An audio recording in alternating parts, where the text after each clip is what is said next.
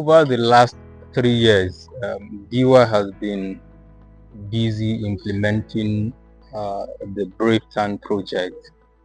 The Brave Tan project is simply the project on building resilience against violent extremism through alternative narrative. And before we finished the project, our prudent level gave us opportunity of some advantage of funds within the project to be able to expand the project, entrench further and wider reach, and also build more capacity, and as well as increasing the voices of men, women, scholars, activists onto the stream of building resilience against violent extremism. So that's what entirely brought about the non-cost extension aspect of the Brave Tan. And what we intended to do in this project, this aspect of the project, is to ensure that we bring about two basic or two cardinal activities that are very, very impactful, and implement them on the basis of rapid implementation approach. About 1 month or so, we delve into implementation activities within the media, and also capacity strengthening of religious scholars and activists to add more voice in the entire gamut of the Brave Tan objective. So basically, the intention of this second fold of the Brave Tan that we call non-cost extension prong of the entire project is to achieve wider reach and then build more capacity of religious scholars, actors and activists to add their voices in the prevention of violent extremism and building community resilience against violent extremism too. So wider reach in one sense means that we are going to be using the rapid implementation approach, especially exploring the media outlets, radio basically, to ensure that this message reaches the grassroots and also spreads not only at the grassroots but also beyond the shores of Nigeria. For example, our target, and which we are confident of achieving, is to ensure that in each of the 6 states where we are implementing the Brave Tan project, we get to use the media to reach nothing less than 1 million listeners in each of the states. And if you put all that together, it means that DIWA is targeting a minimum of 6 million listeners through all the modules on the radio production, and building capacity also to have local voices, gatekeepers who are going to be attending to issues relating to violent extremism in their local communities. We are adding to the Brave Tan entire list, we are adding a total of 150 men, women, young and adult religious actors to be gatekeepers, to be ambassadors, to also be educators of community people on the need to build resilience, and the need also to prevent violent extremism, the need to change the social capital from the level where it encourages violent extremism to the level where it dispels and discourages violent extremism. So by number of human capital reach, we are targeting to reach about 6,150,000 people, 150 capacity training beneficiaries, and about 6 million through the radio in all the states. And for the expectation, I think expectation comes in 2 prongs. One, expectation from the implementing team, the project management team, and expectation also from the communities. One, the NCE, non-cost extension, is actually a rapid implementation approach. We have just 1 month to get this reach, to get these changes that we have planned. That means that the team has to be very dedicated, the team has to be up and doing, and this we have actually oriented them and given them the necessary support and capacity.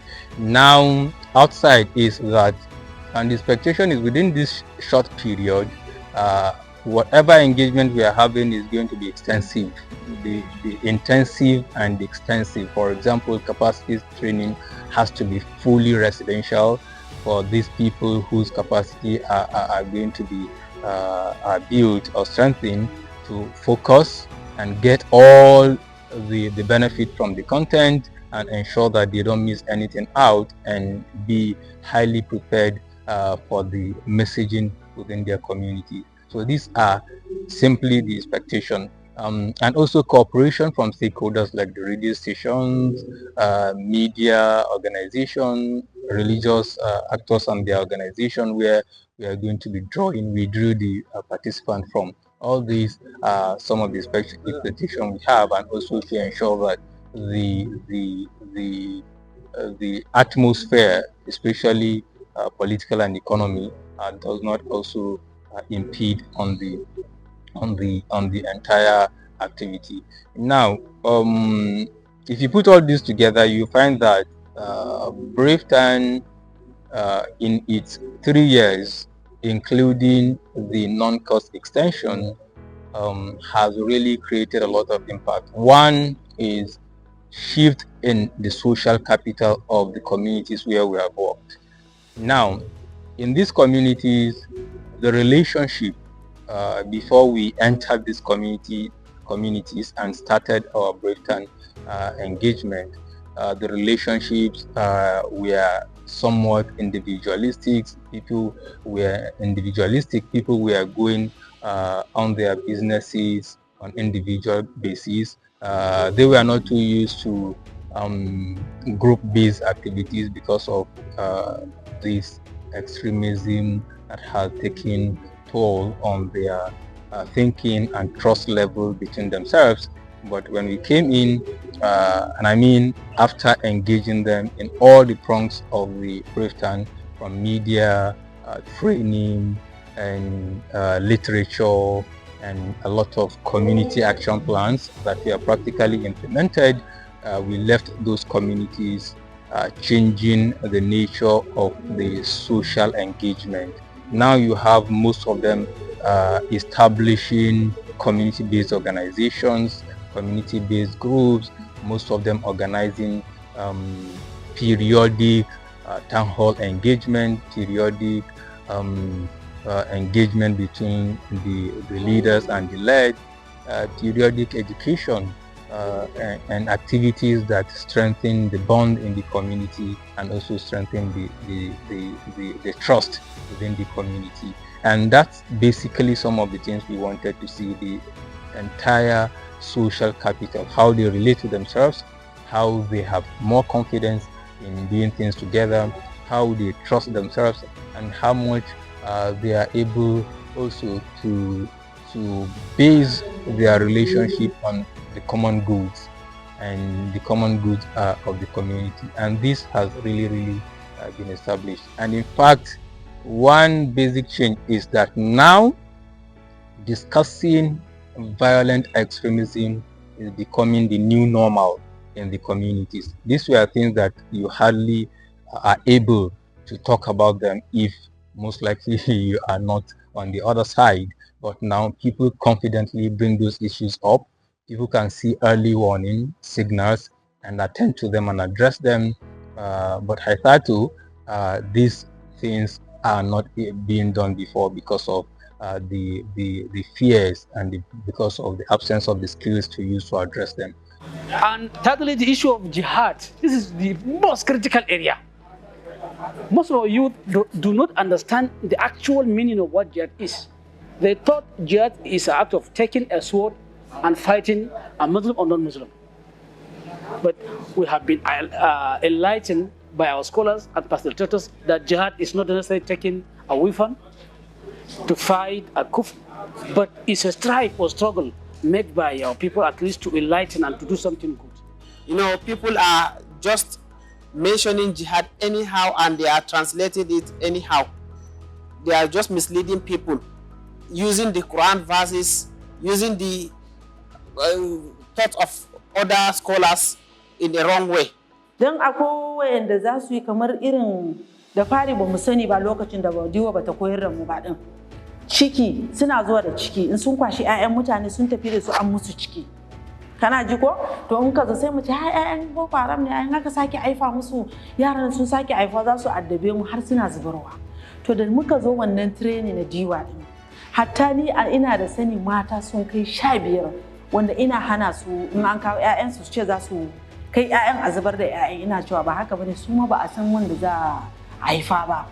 Don Allah yana cewa man katala mu'minan muta'amidan fa jazakum narun jahannama khalidina fiha abada din. To wannan ayan ina gaya ma mutane sai suna fahimta yanzu babu zubar da ciki din ko 'ya'yan an ɗauki yarki an tafi da ita ta zo da goyo ma ba kyaman yaro din. Yau da gobe gashi nan dai muna samun nasara sosai tun da DIWA nan ta koyar da mu mun zo mun koma.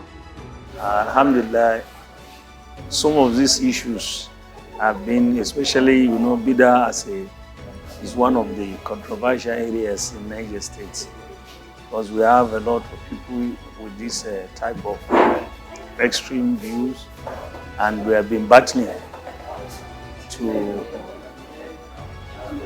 educate them. But with this training, we are now more equipped to give them a lot of explanation through the non-cognitive approach, which is explaining to them the other narratives so that they should be aware. And by this, we hope that they will be able to change their extreme view. And we also educate the populace so that they should not fall victims of these extreme views. And lastly, we are happy to have brought the changes in these states. We work in 6 states, Niger, Kaduna, Plateau, Borno, Adamawa, Bauchi states. And then we know that we have done a lot from our baseline studies, the midline assessment and the endline assessment. It has indicated that we have been able to sow the seeds of sustainability by creating working groups, by creating local reconciliation committees within the communities.